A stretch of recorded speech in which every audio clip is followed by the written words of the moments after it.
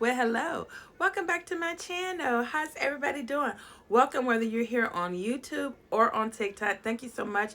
Please comment below, subscribe, share. I do try to comment back to everyone. I read the comments. I love it. We are a community. We are all in this together. So I love to talk to you all. So please leave a comment. I love it.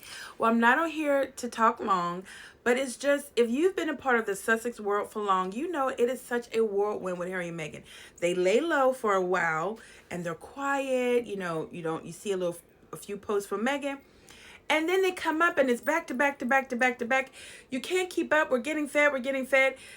We're trying to keep up, but we can't. So it is so much going on. Harry had a whirlwind week in the UK, a successful week, a triumph week.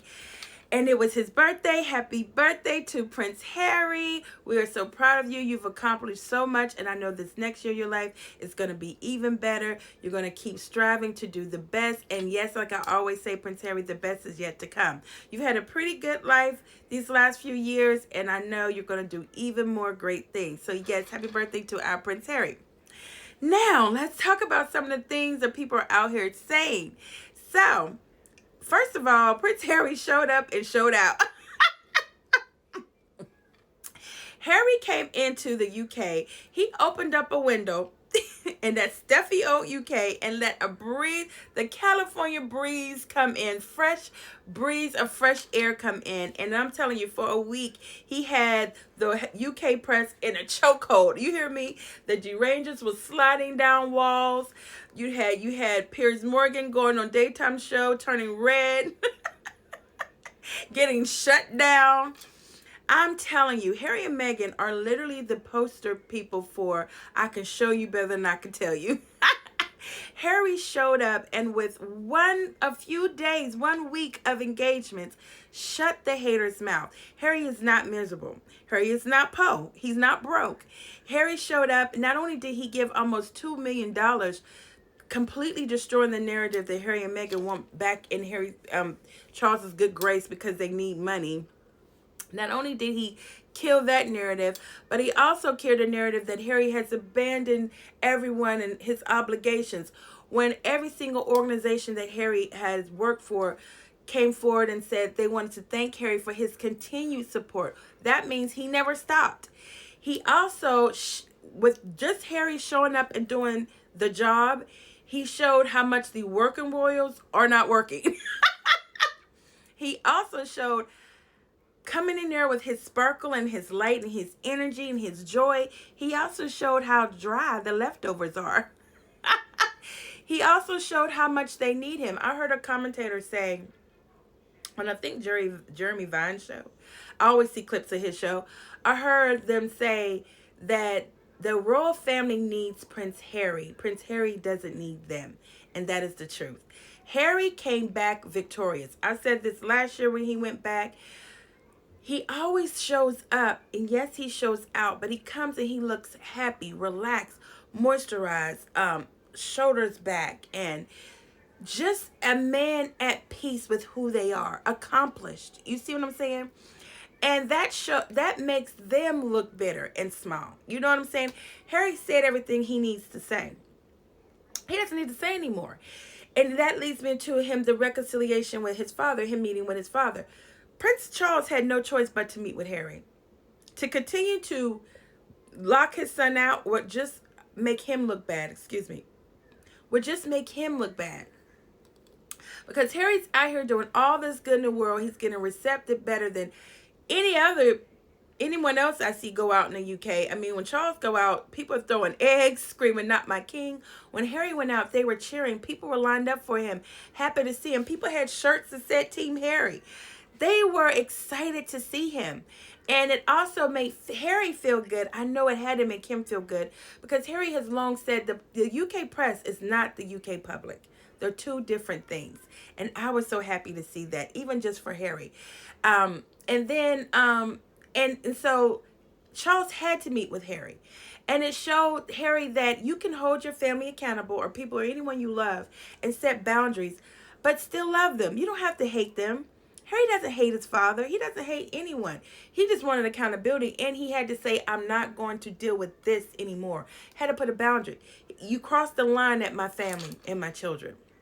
You know, Harry was like, I will let y'all do it to me, but I'm not going to let y'all do it to them. So he had a line that he put in the sand. And, there's no reconciliation without accountability. And so I think Harry is doing exactly right. Meet with your dad. You love your dad. Life is too short to hold on to grudges and be mad. Harry said what he needed to say. He set the boundaries he needed to set. And he's seen all he needed to see. Now he knows for sure, without a shadow of his doubt, what happened to his mother, who was behind it, what all played in that, and he knows what he's dealing with now. I don't think Harry has any expectations of his father. All that Charles has let him down on so many levels, he has no more expectations of him. And he knows exactly who William is. I don't think he cares. I think Harry's willing to give William whatever energy William's going to give him. If William wants to stay over there, Harry's going to let him stay over there. And if Charles is welcoming to see him, that's fine for him. And then someone said, Harry wants his children to go to UK school. No, he don't. Harry wants his children to be able to come over there, learn about his country, his culture, see their grandfather before he's gone. And that's how Harry really wants. And then Harry's going to go back. This is what I want people to realize. Harry's never coming back to the UK. All through Harry's life, he has made it very clear his happiest time is when he's been away from the UK and the royal family. Harry's youth he spent in Africa, building community with those people there in relationships, and he said it was some of the happiest time in his life. When he became a young man, he spent 10 years, a decade in the military, which he said in his book Spare was the happiest time in his life before he met his wife. Away from his family. And now Harry, this happy, fresh, energized, joyful Harry that everyone saw last week, it's because he's been away from the UK royal family.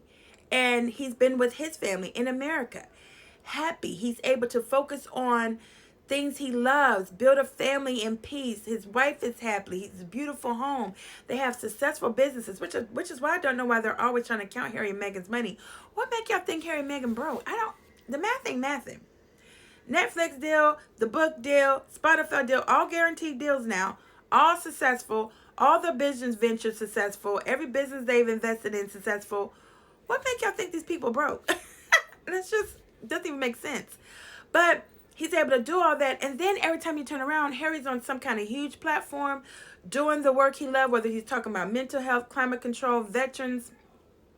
He's on these huge platforms, traveling all around the world, being asked to come to all these different countries. Harry is free. Why would he come? Why would he need to come back to the UK? He doesn't, but he wants to be at peace. He wants to be able to bring his family. He doesn't want to have to live with this cloud. And I think Harry is learning how to use the UK press and not rail against them so much, because now he has the power. He has taken back the control. The UK press can no longer control him. There's nothing else they can do to him. When you take everything from someone, they have nothing to lose. So Harry has nothing to lose but everything to gain. And so I'm just really proud of Harry. I'm glad he got to see his dad. And hopefully King Charles will come over here and come see his grandchildren. Wouldn't that be nice? And also, we just got a surprise. Harry and Meghan are going to be in a documentary for Disney. We all know that Princess Elizabeth saved Disney. And so it's only fitting that she was there for her birthday. And now they're going to be in a documentary. So Harry and Meghan are living their best life.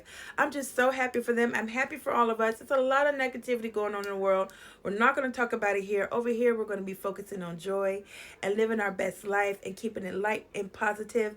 You all remember to like, comment, and subscribe. Please remember to be positive. If you haven't started your positive Harry and Meghan content, please do. And again, as ever, bye guys.